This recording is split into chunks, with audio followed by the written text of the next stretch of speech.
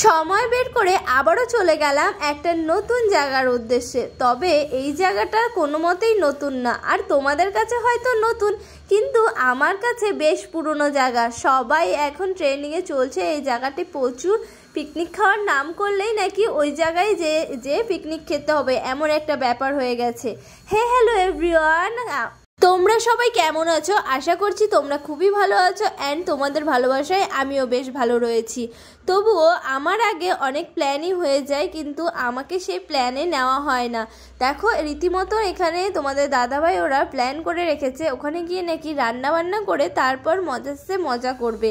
তারপর এখানে একটা কালু চলে এসেছে। কালু এসে আমাদের খড়িগোলার দিকে নজর দিচ্ছিল। ওর এটাও টয়লেট করার জায়গা, সেক্ষেত্রে আমরা ওকে টয়লেট করতে না দিয়ে ওকে ভাগিয়ে দিলাম। তো এখানে সমস্ত কিছু আমাদের জোগাড়জান্তি হয়ে গেছে। এখন হচ্ছে যে রাঁধুনি যারা রান্না করবে তারা আসেনি, আমি আর মোটা আগে চলে এসেছি। তারপর একে একে সবাই আসলো। এখানে এখন সমস্ত কিছু রেডি করা হবে, এখানে বের করা হবে।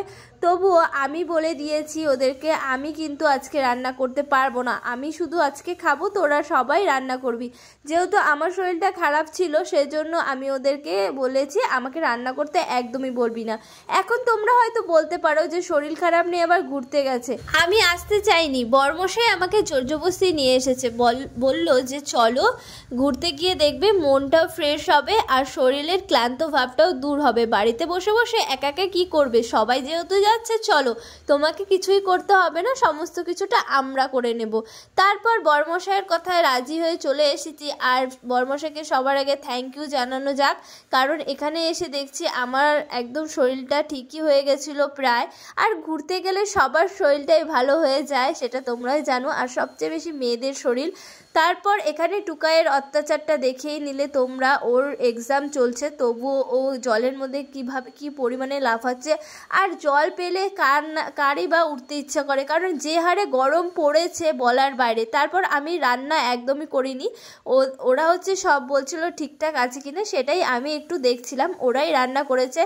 আর মাটনটা জাস্ট অসাম হয়েছে, খুবই ভালো হয়েছিল মাটনটা। তারপর এখানে এসে আমরা সবাই মিলে একটু আবার জলের মধ্যে নেচে নিয়েছি। টুকাইকে দেখো আর টুকাইয়ের মাসিকে দেখো কতটা ওরা মজা করছে।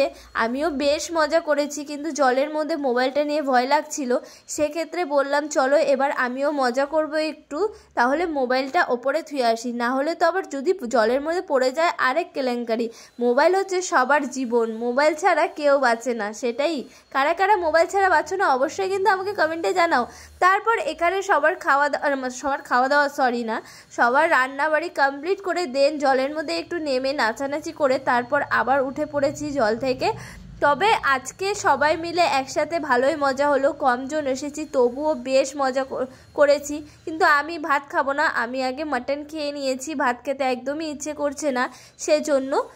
আচ্ছা, আমাদের মতন তোমরা এমন হুটহাট পিকনিক কারা কারা করো অবশ্যই কিন্তু আমাকে জানাতে ভুলো না। আর আমরা এমন সময় এমন প্ল্যান করে বসি, মাথা ঘোরার মতন অবস্থা, কিন্তু যেতে তো হবেই ঘুরতে, যেহেতু ভালোবাসি। তা ওই প্রথমে বলেছিলাম আমি আজকে কোনো কাজ করব না, শুধুমাত্র আজকে খাওয়া দাওয়াই করব, আর তোরা সবাই সমস্ত কাজগুলো করবি, এটাই বাড়ি থেকে বলে এসেছি। তারপর ওখান থেকে বেরিয়ে আবার চলে গেল। হুট করে প্ল্যান হয়ে গেল আবার নাকি সবাই মিলে রোহিণী লেকে যাবে ঘুরতে। প্রথমে বলেছিল রোহিণী মন্দিরে যাবে, তারপর মন্দির অনেকটাই উঁচুতে উঠতে হবে, সেজন্য ক্যান্সেল করে রোহিণী লেকের দিকে আমরা চলে গেলাম। আর এসে তোমাদের জন্য ভিডিও করব না তা কোনোদিন সম্ভব না। তোমাদের জন্য ভিডিও করতে করতে আমি ভুলেই গেছিলাম যে সবাই আমাকে ছেড়ে খাওয়া দাওয়া করতে চলে গেছে। দেখছো কতটা সুন্দর ওয়েদার, আর মনে হচ্ছে এখনই বৃষ্টি নামা ভাব, বৃষ্টি নামার আগেই বাড়ি যেতে হবে খাওয়া দাওয়া কমপ্লিট করে। তো চলো আজকের ভিডিও এখানেই এন্ড করছি। বাই বাই, টাটা, দেখা হচ্ছে নতুন একটা ব্লগের সাথে। ততক্ষণে সবাই সুস্থ থেকো অ্যান্ড ভালো থেকো।